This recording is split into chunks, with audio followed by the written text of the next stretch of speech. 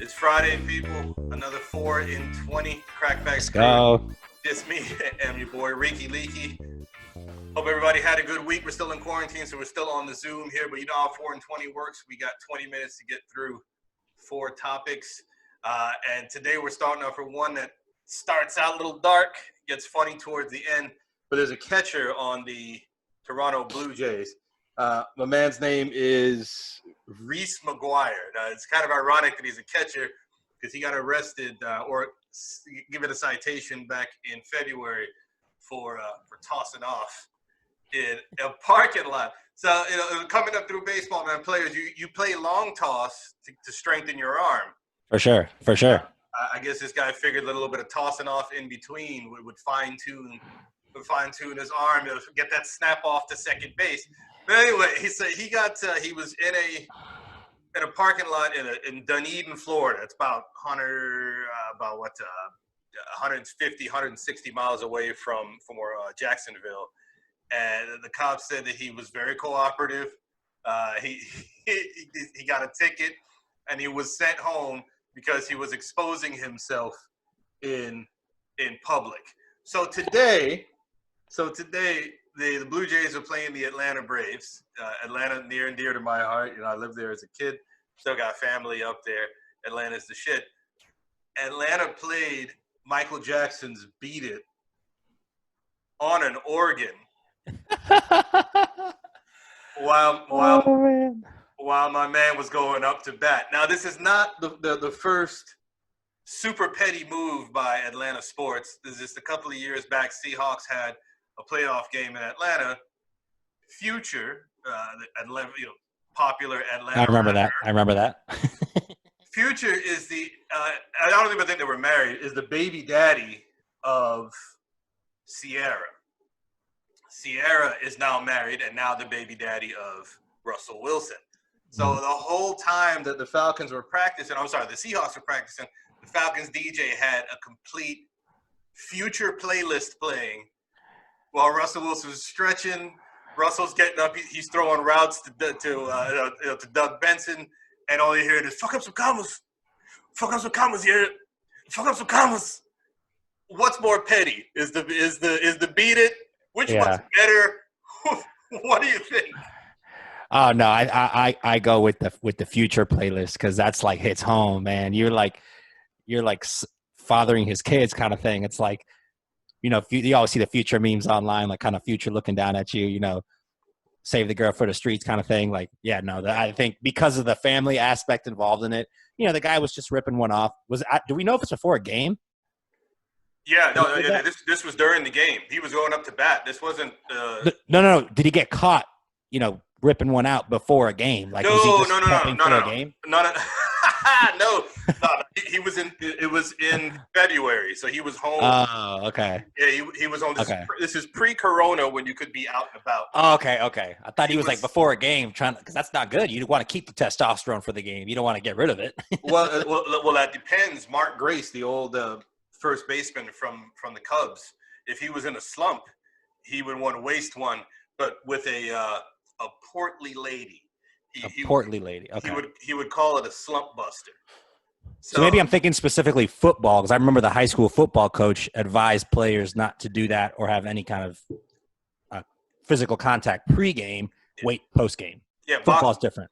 Boxers will say the same thing too. That's one of the reasons that your boy Buster Douglas knocked out Mike Tyson. The night before, Tyson was in a hotel room with ladies of the evening. Ladies of the evening. in Tokyo, and your boy didn't really care. They didn't even have ice in his corner. They were filling condoms up with cold water, with drinking water, and putting it on his eye, trying to get the swelling down. And even still, if you go back and you watch that fight, he knocked out Buster Douglas. I think it was the 5th round. He knocked Buster Douglas out, and it was a slow-ass count. Or, we've never even having this discussion right now. Everyone's talking about, Mike, blah, blah, blah, the mystique of Mike. Right. The whole nine. So you got to – it's I see where you're coming from there. Yeah, you don't want to do it before the game unless you're on an 0 for 26 streak, and then you just got to do something different. Even if it's You need some confidence. Yeah, you need some confidence pregame. It makes sense. Even a CNI single up the middle, or a gap, or anything. Mm-hmm. Get you off. Baseball is more of like an anaerobic sport, so it makes more sense for that to work in baseball than it would for almost any other sport. Yeah, no, agreed. Because you can be a great baseball player without being a great athlete. Exactly. As long as you stay relaxed on the plate. I mean, that's a common trait amongst like great hitters. They stay relaxed at the plate. And it's some guys just have a gift, like David Wells. You showed someone who had no idea who David Wells was. Hey, this guy was a professional major leaguer and a really good one at that. Hey, get the fuck out of my face. This guy's, what are you talking about? This guy looks like he works the deli counter at a budget grocery store. I mean, but I just want to applaud the Atlanta pettiness. Yeah, the pettiness scale definitely goes to Atlanta for sure. And had they just played it, they hit the old MP3 and played Beat It, that would have been humorous enough. The fact that it was played, it was played on an organ. I laughed from a healthy place. At the organ. Absolutely hilarious. Anyway, we only got 20 minutes. We're already 6 minutes in, so we got to keep moving on here. We were talking about this earlier today. Everybody always gives loves to the number ones. Everybody's been talking about your boy Michael Thomas, 99 in Madden, which I don't agree with. That's a fraud. Fraud. Yeah. I run faster than Michael Thomas, you shouldn't be a 99. You always talk about your Julio Joneses, your Odell Beckhams, your DeAndre Hopkins, your number ones. Nobody ever gives loves to the number twos. Who's the best number two in the NFL right now? Give me a top three. So just in terms of pure talent, right? I'm picking just in terms of in a pure talent standpoint. The number one guy, just because I think he actually really is a wide receiver one if he went to any other team, is Michael Gallup. Actually, when I watch film, Amari's a little bit of a better route runner, but man, this guy creates separation like a wide receiver one. That's my number one guy. We'll go back and forth. So that's my number one. Who's yours? You see the hat, right? Yeah. Okay. Calvin Ridley. Yeah. So Ridley's got 18 touchdowns in 2 years, and not even a full 2 years. He only played 9 games last year. Granted, he's never going to see a double team unless it's a rare situation where he's on the field without Julio on there. But he's my pick. I think you just brought up route running. Matt Ryan says he runs better routes than Julio does. So that's my number one guy. You can call me a homer if you want. You can suck it. Calvin Ridley's dope. And I'm not a Cowboys fan, but my number two then would be Chris Godwin. He's also another wide receiver one playing wide receiver two, but let's not, joke about this. Mike Evans is the wide receiver one on that team. Absolutely, Mike Evans is number one on that team. I got a second dude for you. I actually had Golladay as my second guy. So you've already preached his praises. Ridley, I may have watched him a little bit more, the homerish, whatever. But Golladay was my second guy. You mean Gallup? Gallup. I'm sorry. Yeah, I don't know. I had Golladay in my head. Gallup was my second guy behind Ridley. And then since I'll just slide on to my third. Maybe CeeDee Lamb. And I know I'm projecting. I'm projecting if we have a football season, and I'm hoping. I'm not super optimistic, but if we have a football season, I think he will start out the season as the 2. We may have to take him out of the discussion as the season goes on. He may be the best wide receiver on the entire staff. Okay. Well, and I will say Ridley is 3 for me. Yeah, because I do think he's a good route runner. And, I had Autumn mention that 3 going to 4 with Metcalf, but I think Metcalf's ceiling is at wide receiver too, though. I should mention that. I think he's a good wide receiver too, but that's a ceiling where some of these guys we mentioned actually do have wide receiver 1 potential. So that's kind of my thoughts on that. No, absolutely. I think I've got a little bit more of a higher idea or a higher vision of Metcalf. He really impressed me. I didn't think he was going to be as good as he was last year. Caught the ball a lot better than he expected. We all knew that he was going to catch a deep ball every now and again, and he's massive. But he was catching those high point balls, going up and snatching them down, doing stuff that you have to do to be an effective wide receiver at 6'4", 6'5", however tall he is. He's a massive guy. Mm-hmm. So I like Metcalf. I say he has a chance to be a 1, and they really don't have a real 1 now that Benson's gone in Seattle, I know that Lockett is maybe the first option, but unless you're Steve Smith, you're 5'8". I can't have you as a number one option. You're a between the 20s guy for me. If you're a number one, you got to be able to score in the red zone. Even though my favorite guy, Julio, we don't use him enough in the red zone. He's still a true number one. Yeah, he's getting triple teamed a lot there. So, but I like Metcalf a lot. Okay. And before we move on to the next topic, I do want to ask you, because you mentioned about CeeDee Lamb. Mm-hmm. So if CeeDee Lamb emerges, who's the odd guy out? Is it Cooper? Is it Gallup? Or is it Zeke? Well, Zeke's there. Zeke's there because your boy Jerry loves him. So he's not. But they want the 3 1,000-yard receivers. How are you going to give him any carries if they're going to get 3 1,000-yard receivers? That's fun to tweet. It's fun to talk about. But Zeke's not going anywhere. I agree. He shouldn't. The one that's probably out of there is going to be probably. Well, they would try to move Amari, but his contract might keep him there. But he would be the one, considering how much money he gets paid. You're going to try to get to a wide receiver starved team. New York Jets, Gallup, please. New York Jets, both New York teams, because the number one is a Golden Tate on the Giants. Yeah. Both of those New York teams could use a number one there. So one of the CeeDee Lamb's obviously not going to be the odd man out. He's the cheapest one. He's on a rookie contract, so he's going to be there. And Cooper's the most expensive. Yeah. Cooper's the most expensive. Now, as a Jet fan, you brought it up. If they tell you, hey, toss us 2 and a 3, and we'll give you Cooper. You got to take on the contract, of course. He tosses a 2 and a 3. Are you taking Cooper? Yeah, he's a lot better than anything we have. If they want a 1, what's the price? Is 1 too expensive? Yeah, I wouldn't do that for Cooper. I think you can get a 1 for a better wide receiver than Cooper. Cooper's a good wide receiver. He's got the ice hands. I think Gallup has better hands than he does. And maybe that was more in Oakland. That was more in Oakland, though. I'll give him credit for that. He's caught the ball a lot better in Dallas. Well, and he did catch the ball a lot better in Dallas, but he was catching the ball. You're right. Oakland, I've been a little disappointed. Everyone came out of college talking about how beautiful of a thrower that Derek Carr was. Derek Carr really doesn't throw that great of a ball. The only one that caught the ball is that wide receiver was named Waller. He's the only one that catches the ball. No one else. Granted, the Raiders are where you go for careers to die. Even Randy Moss couldn't put up numbers in Oakland. But True. I'm not putting the Oakland years on Amari Cooper. And he gets to Dallas and they give him Dak. I don't love the guy, but Romo would have given him better numbers. Getz is going to see this and laugh. Yeah, I agree with that. Romo would have given him better numbers than Dak. And I'm not saying that Romo's great. I'm just saying that Romo is better than Dak. Now, before we move on to the next thing here, we talked about it a little bit offline before, talking about the best number 2s in the league right now. You just hit me up with all 3 of them. I want to see if I got the same 3 as you. Give me your top 3 all-time number 3s. Number 2s, I'm sorry. Number 2s, yeah. I mean, that was a loaded question for me. We talked about it earlier. I know for sure my number 1 guy, based on, you've watched more football than I have, so you would know the answer better, which I would lead this up to you. I'm going to just pick 1, and you can pick a top 3.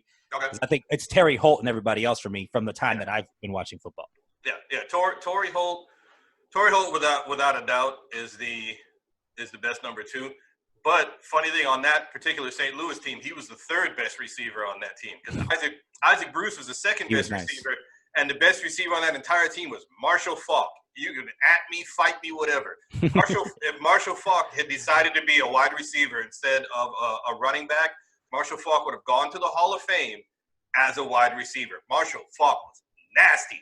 He got robbed for the Heisman in college. I've been complaining about it for years. I agree with that. And when he got to the league, he was absolutely disgusting. Marshall Faulk, the best receiver that Mike Martz and the greatest show on turf ever had. Anyway, the 2nd best one, you see the hat again. Roddy White. Roddy White was nasty. Now, granted, Roddy was a number 1 for about a 4 or 5 year stretch, but then we drafted one Quintorris Lopez-Jones, who is in the top 10 all time, at least in my eyes already, all time, if anyone to ever play the position. That's going to slide Roddy back into the number 2 slot. No slide in that at all. Roddy White's my 2nd best number 2 of all time. And my 3rd guy, again, it's a speculative thing, and he really was only a number 2 for like 2 games. But the show is called 4 and 20. And your boy Josh Gordon, for those 2 games that he was in New England, Beast. Oh, he was an amazing number two. They had AB and they had him. AB, of course, you defer to him being the number one. But Josh Gordon couldn't stay off, as your boy Stephen A. Smith said, the weed and the lean more so than the weed. So he's not in the league anymore. Now, we ran long on that. We've only got about 6 minutes left to go. We got 2.5 topics left. So we got the NBA. NBA's back. I've really been enjoying the game so far. Everything's been kind of nice and competitive. NBA winners and losers in the bubble. All right. NBA winners, the Portland Trailblazers, because you gave them a reason to play now, giving them an ability to get in the playoffs, right? They're healthy, which they haven't been all season. So this team healthy with this version of Melo in shape, committed to playing defense and giving you like 18 and 9 a night. That's third, fourth seed in the West. But here's the thing. It's not even this version of Melo. It's Melo's your fourth option. And when Carmelo Anthony's your fourth option, your team is good. Damian Lillard, balling. McCollum, balling. Nurkic was looking like a Hall of Famer when they're in this bubble right now. And then you have Melo. That's a dangerous team. I agree with you. And I got to give credit to Terry Stotts because Hassan Whiteside was a complete asshole down here. And it looks like he's bought into that role. He's checked his ego. He knows I'm backing up because he was actually playing well with Portland when Nurkic got hurt. And typical Whiteside, you would hear him probably say something, oh, why are they starting Nurkic? And he has been a team guy, so I'm going to give him credit for that. NBA bubble losers, Kendrick Perkins. That's the loser. I mean, this guy went on national TV saying that Dion Waiters is better than Lou Williams. And then Dion Waiters that same night does him a favor and goes like 2 of 10, starts chucking 3-pointers left and right. And I hear announcers all the time saying, oh, when Dion Waiters gets in shape. I mean, how long are we going to say when this guy gets in shape? He's out of shape, man. No, he's definitely out of shape. Dion Waiters wasn't in shape in college. Dion Waiters was the first guy I ever saw in a well, not the first guy. There were a few fat guys that played for UConn, like Khalid El-Amin and stuff. But he was fat at Syracuse. Like his jersey, he looked like he was wearing a flak jacket, but it was his stomach. He's never going to be in shape. Dion Waiters is what Dion Waiters is. He's a bit of a chucker. Dion Waiters is going to absolutely rule the big three once he's done with the NBA. Whenever Dion Waiters decides that he wants to hang up his NBA boots and he wants to head on over and play with Spike Lee, Dion Waiters is going to ball out in the big three because no one's going to tell him not to shoot. So his game is tailor-made for half-court basketball. 100%. He's going to have rest spots. You can grab your shorts. You can chill out for a second, all of that. So my big winner for the bubble is T.J. Warren and his agent because this is a contract year for T.J. Warren. 2 months ago when they were sitting at home and he didn't know if he was going to be able to play ball again, he was having a decent year for the Pacers, but nothing that was remarkable. My man went 54. I wrote him down here. 53, 34, and 32 back to back to back. And he had 26 the game before that. So T.J. Warren is one of the big winners in the bubble. And the Pacers, by way of T.J. Warren balling out, they're one of the big winners as well. The losers, it's a two-parter here for us. It's the Pelicans / the fans. We didn't get to see a full-speed Zion. We saw him in some spurts where you saw the athleticism, but even still, he got tired really fast. Some of the burst wasn't quite there because he's not fully healthy and he doesn't have his win. So the Pelicans aren't making the playoffs. They had a chance, and they're not going to make it now. That's a loss for them. But it's a loss for the fan of the NBA who wanted to see Zion be Zion. And we're not going to get – we got robbed of that because he's not at full strength, and, we missed out on games because of the corona. Yeah, I mean that's a good point as well too. So now there's one other person here that we're actually neither one of us is big fans of, and we're actually hoping that he is a loser. Your boy LeBron is hurt again. He hurt his groin. Nobody talks about it in the media, of course. Nobody. He hurt his groin last year, and he missed 27 games. He hurt his groin in December. Same groin, same side.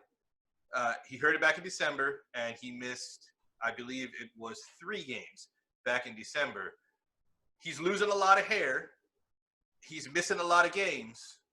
Is LeBron James' injury, the how many times it's happening, is that a big concern for you? And we got 90 seconds. Yeah, I mean, it absolutely is. And people are going to say I'm a LeBron troll, but this is the reason why. He is not 24. He doesn't play basketball year-round anymore. once he got to his mid-30s, he had to get in a certain routine. And right now, his body is used to being shut off. And now you're asking a guy to very quickly ramp it up against, because he's going to have his hands full, because just look at the matchup. Portland's got 3 7-footers to throw at him. And then they got 2 guards that Lakers can't guard, because the Lakers are terrible at guarding the backcourts. And their best backcourt defenders out. And they got big guys to throw at him. They can Ariza bothers him a little bit. Nasir Little's not great, but he's big enough and he's 6 fouls. So they've got guys they can toss at him. Even McCollum is kind of big enough to get underneath him a little bit and kind of annoy him. So, yeah, I agree. The other thing with that is you had a great point, the start and the stop. The other thing is a lot of miles on those legs, man. He's been playing basketball at a professional level for 17 years now. He went to 4 Olympics.